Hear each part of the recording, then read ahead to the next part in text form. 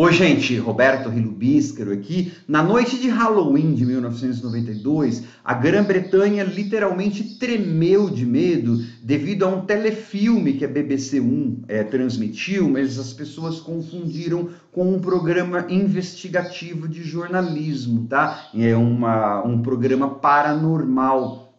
Isso resultou em, assim, centenas, milhares de ligações para a BBC, de pessoas reclamando que os filhos estavam tremendo de medo na sala, que o marido tinha sujado as calças, supostamente houve um suicídio, né? Depois os tabloides, imagina, aproveitaram essa situação para falar durante dias sobre esse grande escândalo que a BBC fez, né? Propiciou. Diz que a mãe do apresentador do suposto programa ligou para a BBC perguntando se o filho dela estava em perigo, de tão real que foi aquilo, tá?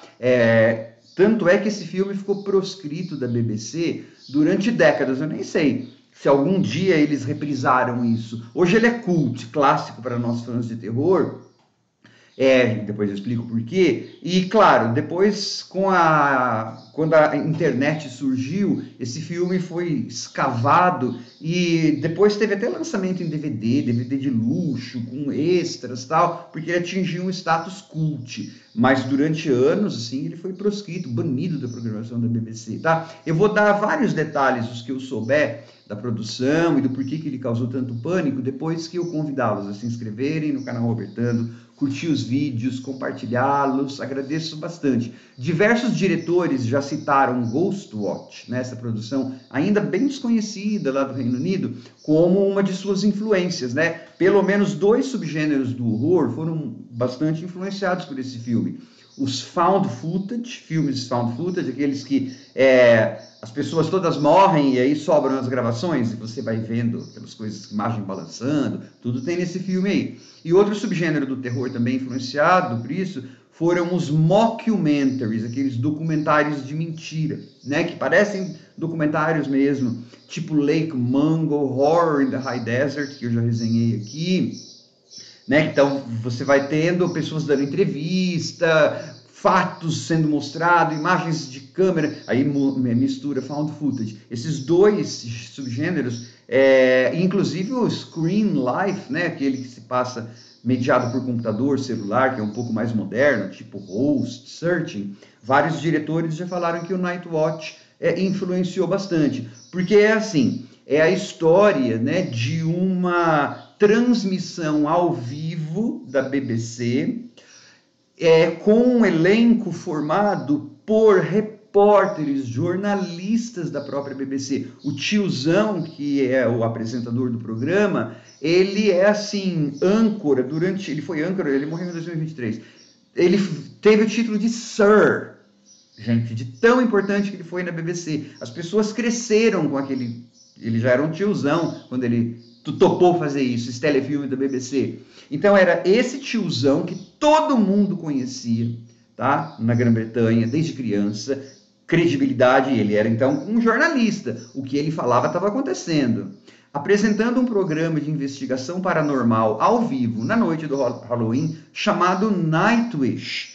Na BBC, até 2017, não sei o quê, tinha um programa clássico de TV de crimes da vida real lá, chamado Crime Watch, Observatório do Crime, algo assim, né? Falava ao vivo sobre crimes, igual nos programas policiais aqui do Brasil.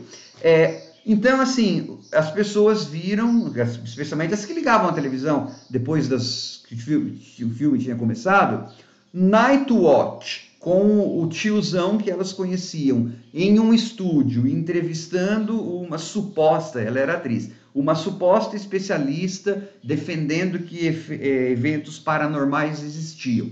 E aí o link era o quê? Uma repórter em uma casa suburbana. Essa repórter era a Sarah Green, parece que ela chama. Ela era apresentadora também da BBC. Aí ela tem a equipe de filmagem, tudo tá lá à noite, falando como se fosse ao vivo, noite de Halloween, não sei o que, 9h da manhã. Claro, né, quando eles gravaram o filme, se o filme ia começar às 9h25, fazia, como chama? certinho, dar o tempo certinho, sincronizar o tempo do começo do filme com aquilo lá, você tinha mais ou menos o tempo certo. A pessoa estava vendo o filme 9h40 e a repórter falava 9h40, não sei o que, estamos aqui na noite de Halloween, na casa de fulano. E era uma casa que, para os britânicos, lembrava muito um caso muito famoso de supostamente paranormal, o Poltergeist de Enfield. Inclusive são duas menininhas, bem o Enfield. Esse caso, ele é tão famoso na Inglaterra e no mundo que até um daqueles filmes do James Wan, Insidious, aquele que tem a Lorraine e o Ed, não sei das quantas lá, a segunda parcela daquele filme passa na Inglaterra, é do Poltergeist de Enfield. Então as pessoas estavam vendo tudo que parecia ser muito real. A repórter estava lá e cortava assim, ó, isso aqui agora vamos ver, tem uma ligação aqui. Aparece, né, um número de telefone para o qual as pessoas podiam ligar. E aí diz que as pessoas ligaram mesmo para esse telefone. E aí aconteciam duas coisas. As linhas ficaram congestionadas desse número. Então, as pessoas que tinham o sinal de ocupado desesperavam ainda mais. Quem conseguia linha, aí era informado, não, isso é só um filme, era uma gravação, dizia que aquilo era um filme.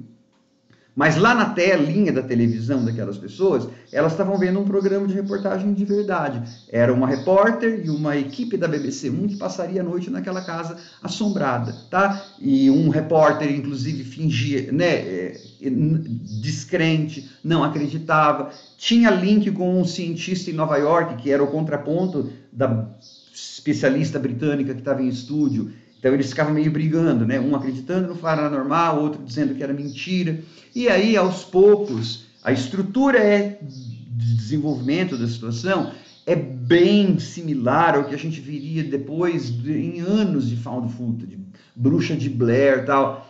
Começa aquela coisa de alegria, todo mundo, vamos investigar, não sei o quê. Um duvidando, um repórter duvidando. Aos poucos, você vai vendo aparições, barulhos na casa e vai cortando para o repórter. E aí, supostamente, tem até uma ligação, um grupo de telefonistas nesse estúdio do filme, atendendo ligações, obviamente, que já estava tudo pré-gravado, né?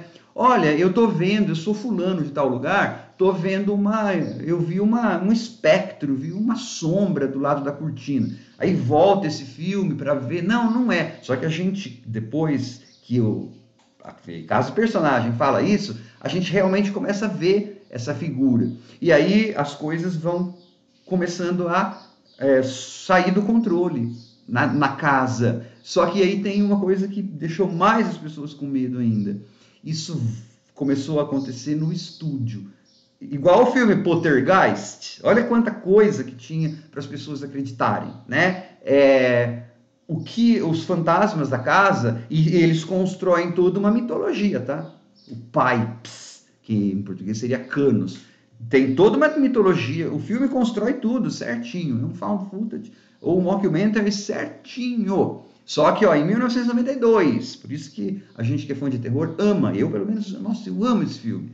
E daí, esse fenômeno paranormal começa a vazar para o estúdio. E aí, bem ao estilo de filme de found footage, vira um caos no estúdio. Então, as pessoas que estavam assistindo em casa, imagina o medo de que aquilo saísse para a televisão delas também. Porque se passou lá da casa para o estúdio da BBC e eles estavam vendo as pessoas entrarem em desespero no estúdio da BBC. Só que tudo era um filme que foi a propaganda toda foi feita na noite de Halloween, a BBC vai fazer uma transmissão, não sei o que. A hora que começa o filme, a gente vendo, né, depois que passou tudo isso, ou sabendo da comoção que teve, você fala, mas como que essas pessoas caíram? Olha, no começo aparece, escrito por... Só que geralmente as pessoas nem leem essas coisas. E diz que durante a exibição do filme aparecia escrito, isso é um filme. Só que imagina, depois que você está no universo,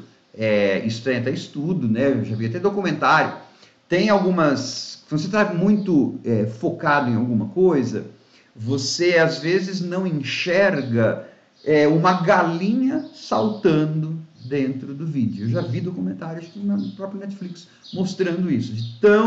Então, assim, aquele disclaimer, né, aquele aviso, isso é um filme que a BBC exibiu, provavelmente embaixo, assim, passou batido. Aí as pessoas passaram a acreditar que aquilo estava acontecendo. Aí foi o caos, né? Muitas pessoas dizem o filme que amedrontou uma geração, tá? E em termos de filme, eu amo, não só porque é um precursor, mas porque ele é muito bem feito e ele é realmente perturbador, né? E tem todo o clima de um programa de estúdio da BBC da época, seco, árido, né? E as pessoas todas, o repórter, o apresentador de televisão, eles assim vestiram as personagens, então tudo é feito para você crer que aquilo lá é um filme, foi uma transmissão ao vivo que foi assombrada. Por isso que ele assim, para fãs de terror, eu acho que ele não é muito conhecido no Brasil, tenho a impressão. Mas assim, fãs de terror que gostam de pegar a genealogia, né, de onde que as coisas vieram, quais foram os antecedentes.